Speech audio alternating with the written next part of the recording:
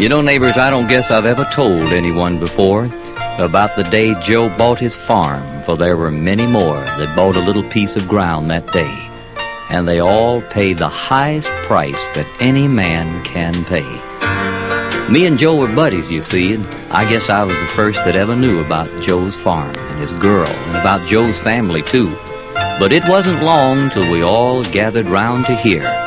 For when Joe talked about his farm, why, it seemed like we could all see so plain and clear. Now, Joe had just found his 40 acres in the hills where he was born, and then the war, well, it started. Well, Joe thought that he ought to join.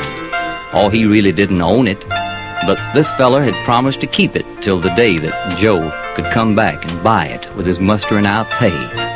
Joe, he'd tell us about the meadow where the grass was so long and green, and how tall and straight the trees were, and about the little stream where he could go to fish someday, and maybe build a little bridge to walk across and hunt the squirrel and the quail with his son along the ridge. And then he'd tell us of the home site nestled in the trees, where the ground was flat and level, and there always was a breeze. And when he'd tell us of the sandstone and the logs he'd hew by hand, we could see Joe really had his heart set on that little piece of land. Well, I guess we all built that cabin 1,000 times or more, for every time we'd add something that wasn't there before. And after we landed, although we didn't have much time, we'd always stop to ask Joe about his farm as we moved along the line. Well, then Joe, he'd set his rifle down, and just for a little while, he'd tell us about his farm. We'd kind of forget the war, and sometimes we'd even smile. Well, then one day, as we were moving up to take another hill, Joe, he kind of stumbled, and then he lay there, quiet and still. I couldn't hardly believe it when word came down the line that Joe had been the one in front that found that deadly mine. We all knew we'd lost something. As we gathered there, he lay.